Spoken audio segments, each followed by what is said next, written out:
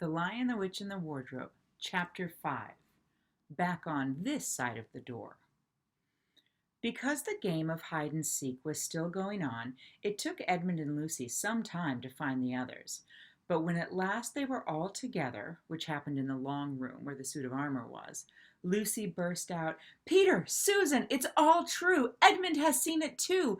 There is a country you can get to through the wardrobe. Edmund and I both got in. We met one another in there, in the wood. Go on, Edmund, tell them all about it." "What's all this about, Ed?" said Peter. And now we come to one of the nastiest things in this story. Up to that moment, Edmund had been feeling sick and sulky and annoyed with Lucy for being right.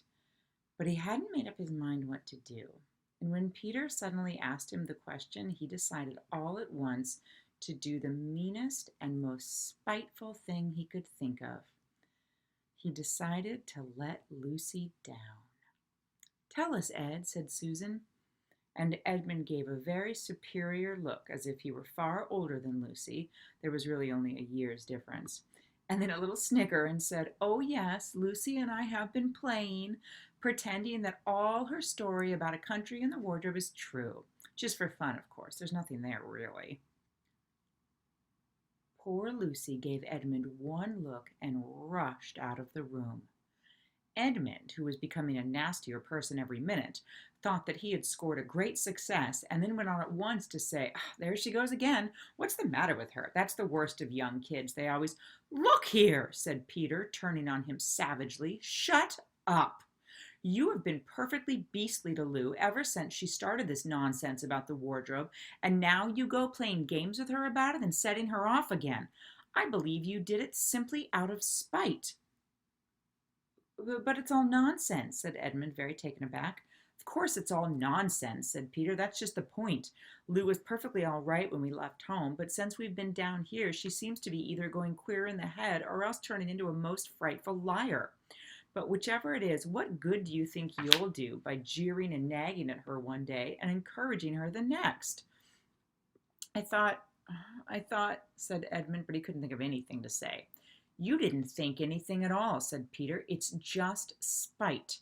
You've always liked being beastly to anyone smaller than yourself. We've seen that at school before now." "Do stop it," said Susan. "It won't make things any better having a row between you two. Let's go and find Lucy." Well, it was not surprising that when they found Lucy a good deal later, everyone could see that she had been crying. Nothing they could say to her made any difference. She stuck to her story and said, "I don't care what you think and I don't care what you say. You can tell the professor or you can write to mother or you can do anything you like. I know I've met a fawn in there and I wish I'd stayed there and you were all beasts, beasts." It was an unpleasant evening. Lucy was miserable, and Edmund was beginning to feel that his plan wasn't working as well as he had expected. And the two older ones were really beginning to think that Lucy was out of her mind. They stood in the passage talking about it in whispers long after she had gone to bed. The result was the next morning they decided that they really would go and tell the whole thing to the professor. "He'll write to Father if he thinks there's really something wrong with Lou," said Peter. "It's getting beyond us." So they went and knocked at the study door, and the professor said, "Come in," and got up and found chairs for them and said he was quite at their disposal. Then he sat listening to them with the tips of his fingers pressed together and never interrupting till they had finished the whole story. After that he said nothing for quite a long time. Then he cleared his throat and said the last thing that either of them expected. "How do you know," he asked, "that your sister's story is not true?" "Oh, but—" began Susan and then stopped. Anyone could see from the old man's face that he was perfectly serious. And then Susan pulled herself together and said, "But Edmund said they had only been pretending." "That is a point," said the professor, "which certainly deserves consideration, very careful consideration. For instance, if you will excuse me for asking the question, does your experience lead you to regard your brother or your sister as the more reliable? I mean, which is the more truthful?" "Well, that's the funny thing about it, sir," said Peter. "Up till now, I'd have said Lucy every time." "And what do you think, my dear?" asked the professor, turning to Susan. Well, said Susan, in general, I'd say the same as Peter, but this couldn't be true. All this about the wood and the fawn? That is more than I know, said the professor, and a charge of lying against someone whom you have always found truthful is a very serious thing. A very serious thing indeed. Well, we were afraid it mightn't even be lying, said Susan. We thought there might be something wrong with Lucy. Madness, you mean, said the professor quite coolly. Oh, you can make your minds easy about that. One has only to look at her and talk to her to see that she is not mad. But then, said Susan, and stopped. She had never dreamed that a grown-up would talk like the professor, and she didn't know what to think. Logic, said the professor half to himself. Why don't they teach logic at these schools? There are only three possibilities. Either your sister is telling lies, or she is mad, or she is telling the truth. You know she doesn't tell lies, and it is obvious she is not mad. For the moment, then, and unless any further evidence turns up, we must assume that she is telling the truth. Susan looked at him very hard and was quite sure from the expression on his face that he was not making fun of them. But how could it be true, sir? Said Peter. Why do you say that? Asked the professor. Well, for one thing, said Peter, if it was real, why doesn't everyone find this country every time they go to the wardrobe? I mean, there was nothing there when we looked. Even Lucy didn't pretend there was. What has that to do with it? Said the professor. Well, sir, if things are real, they're there all the time. Are they? Said the professor. And Peter did not know quite what to say. But there was no time, said Susan. Lucy had had no time to have gone anywhere, even if there was such a place. She came running after us the very moment we were out of the room. It was less than a minute, and she pretended to have been away for hours. Well, that is the very thing that makes her story so likely to be true, said the professor. If there really is a door in this house that leads to some other world, and I should warn you that this is a very strange house, and even I know very little about it. If I say she had got into another world, I should not be at all surprised to find that the other world had a separate time of its own, so that however long you stayed there, it would never take up any of our time. On the other hand, I don't think many girls of her age would invent that idea for themselves. If she had been pretending, she would have hidden for a reasonable time before coming out and telling her story.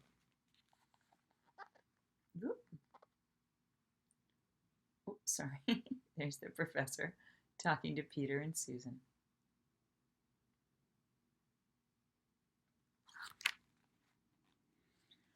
But do you really mean, sir, said Peter, that there could be other worlds all over the place, just round the corner, like that?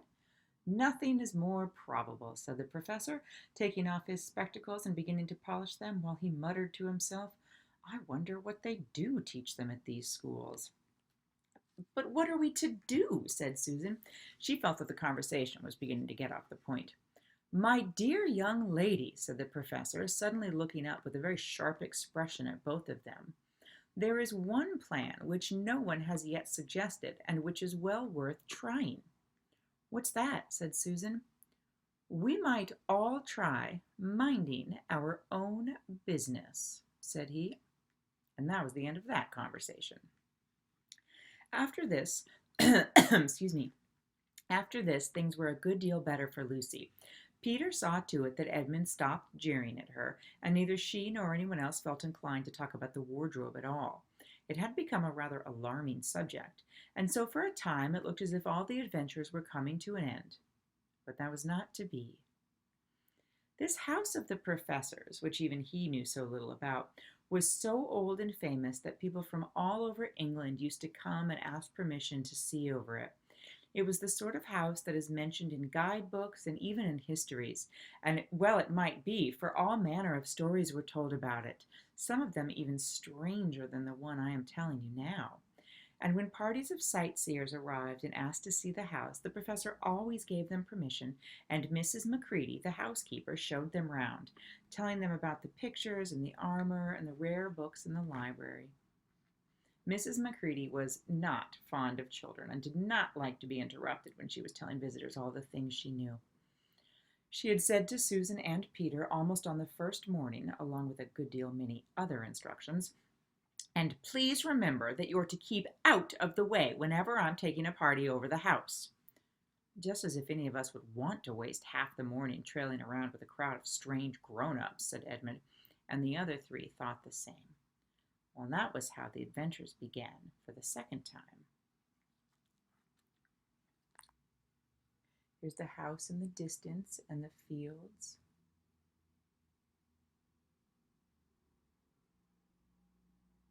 And the grounds of the house. A few mornings later, Peter and Edmund were looking at the suit of armor and wondering if they could take it to bits when the two girls rushed into the room and said, "Look out! Here comes the Macready and a whole gang with her." "Sharp's the word," said Peter, and all four made off through the door at the far end of the room. But when they had got out into the green room and beyond it into the library, they suddenly heard voices ahead of them and realized that Mrs. Macready must be bringing her party of sightseers up the back stairs instead of up the front stairs as they had expected. And after that, whether it was that they lost their heads, or that Mrs. Macready was trying to catch them, or that some magic in the house had come to life and was chasing them into Narnia, they seemed to find themselves being followed everywhere, until at last Susan said, "Oh, bother those trippers! Here, let's get into the wardrobe room till they've passed. No one will follow us in there." But the moment they were inside, they heard voices in the passage, and then someone fumbling at the door, and then they saw the handle turning. "Quick," said Peter, "there's nowhere else," and flung open the wardrobe. All four of them bundled inside it and sat there, panting in the dark. Peter held the door closed, but did not shut it, for, of course, he remembered, as every sensible person does, that you should never, never shut yourself up in a wardrobe.